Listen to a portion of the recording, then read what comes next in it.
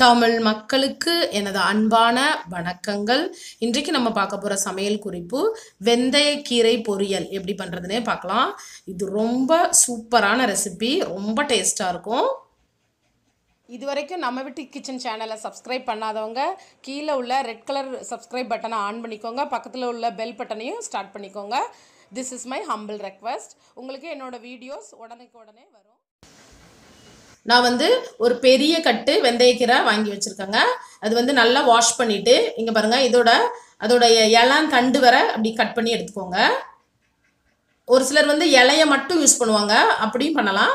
But தண்டு use பண்ணால் இன்னும் நல்ல ஒரு டேஸ்ட் கிடைக்கும். அதை நம்ம வேஸ்ட் பண்ண வேண்டாம். அப்புறம் சின்ன சின்ன இலையும் எடுத்துக்கோங்க. லாஸ்ட்டில் சின்ன சின்னதாக இலைகள் இருக்கும், அதையும் எடுத்துக்கோங்க. அவ்வளோதான். அதை வாஷ் பண்ணி ரெடி பண்ணி வச்சுக்கோங்க. அப்புறம் ஒரு 150 கிராம் நிலக்கடலையை நான் நல்லா ஃப்ரை பண்ணிகிட்டு இருக்கேன். நல்லா ஒன்று போல் நீங்கள் வறுத்து எடுத்துக்கிடணும். கொஞ்சம் கூட பச்சை தன்மை அதில் இருக்கக்கூடாது. நீங்கள் எடுத்து சாப்பிட்டு பார்க்கும்போது டக்குன்னு கடிபடணும். அந்த மாதிரி நல்லா ஃப்ரை பண்ணி எடுத்துக்கோங்க. இது கொஞ்சம் டிஃப்ரெண்ட்டான ரெசிபி, ரொம்ப டேஸ்ட்டாக இருக்கும். அப்புறம் ஒரு 3 பச்சை மிளகாய், 6 பெரிய பூண்டு எடுத்துக்கோங்க. பெரிய பல் பூண்டு யூஸ் பண்ணியிருக்கிறேன். அப்புறம் சீரகம் ஒரு 1/2 டீஸ்பூன் யூஸ் பண்ணிக்கோங்க. இது எல்லாமே ட்ரையாக ஃப்ரை பண்ணி எடுத்துக்கோங்க. ஒரு கைக்குத்தளவு கருவேப்பிலை யூஸ் பண்ணியிருக்கிறேன். அவ்வளோதான். இதை நல்லா ட்ரை ஃப்ரை பண்ணிவிட்டு ஆயில் ஊற்றி பண்ணணும்னு அவசியம் இல்லை, எண்ணெய் ஊற்ற வேண்டாம். நான் அடிகனமான பாத்திரம் யூஸ் பண்ணுறேன்.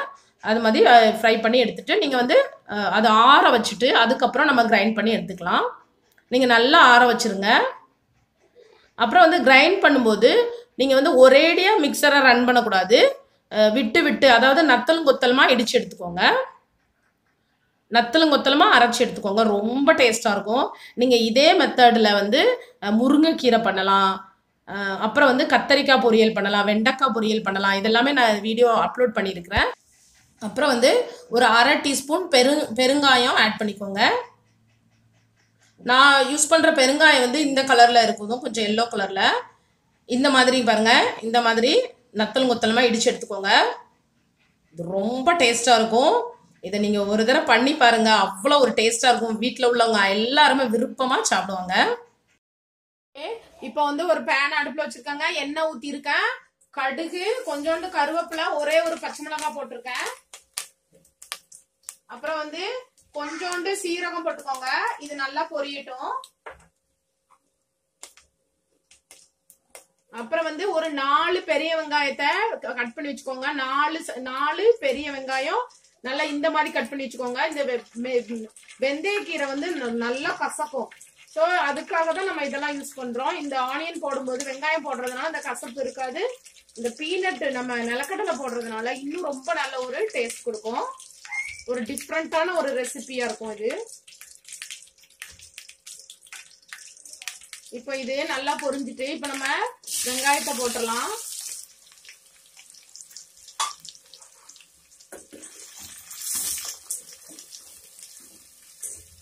வெங்காயத்தை நம்ம பிரவுன் கலர் வர வதக்கணும்னு அவசியம் இல்ல. கொஞ்சம் இந்த ஒரு மாதிரி பளபளன்னு வரும் பாருங்க, ஒரு மாதிரி கலர். அப்படி ஒரு கொஞ்ச நேரத்துல நம்ம மெத்திக்கீரைய போட்டுடலாம், நம்ம வெந்தயக்கீரைய. ஏன்னா அந்த வெங்காயத்துல உள்ள ஸ்வீட்டும் இந்த கீரையோட கசப்பும் சேர்ந்து ஒரு நல்ல ஒரு டேஸ்ட் கொடுக்கும். இது சாப்பிட்டு பார்த்தவங்களுக்கு தான் தெரியும் இந்த டேஸ்ட். இங்க மும்பைல உள்ள தமிழ் மக்கள் எல்லாருமே இந்த கீரை ரொம்ப சாப்பிடுவாங்க. இது உடம்புக்கு ரொம்ப நல்லது. நம்ம சுகர் பேஷண்ட்டுக்குலாம் இது ரொம்ப நல்லது.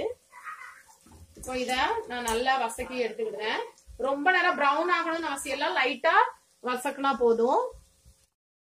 இப்போ நல்லா இது வசங்கிட்டுங்க. இந்த டைம்ல கொஞ்சோண்டு ஒரு ஸ்பூன், இதுக்கு தேவையான அளவு உப்பு சேர்த்துக்கிடலாம். எப்பவுமே வெங்காயம் போட்டதுக்கு அப்புறம் நீங்க உப்பு போட்டீங்கன்னா நல்லா இருக்கும். அது நீங்க என்ன சமையல் பண்ணீங்களோ அது ஒரு நல்ல ஒரு டேஸ்ட் வரும் அதுல.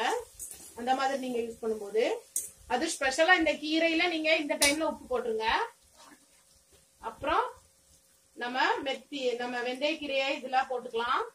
இது ஒரு 4-5 பேர் சாப்பிடுறது அளவுங்க. இது நீங்க 2 பேர்னா எல்லாமே கம்மி பண்ணிக்கோங்க. 2-3 பேர்னா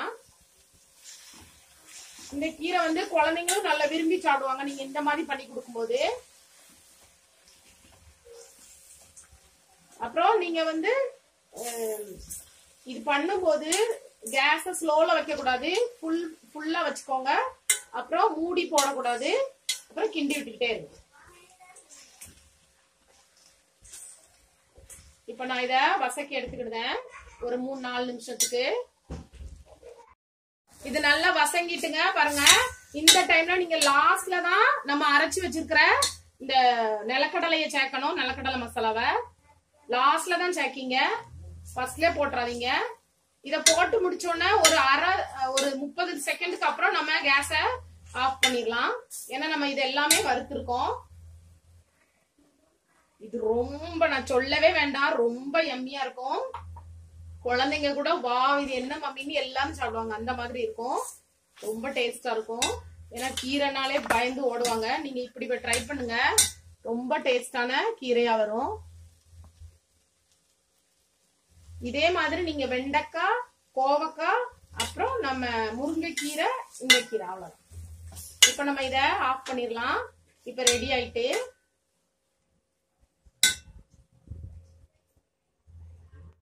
இப்பொழுது சுவையான வெந்தயக்கீரை பொரியல் ரெடி ஆயிட்டுங்க.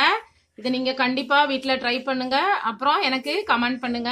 இது வரைக்கும் என்னோட ரெசிபி பார்த்துக்கிட்டு இருந்ததுக்கு ரொம்ப ரொம்ப நன்றி. Thank you so much for watching. Thank you.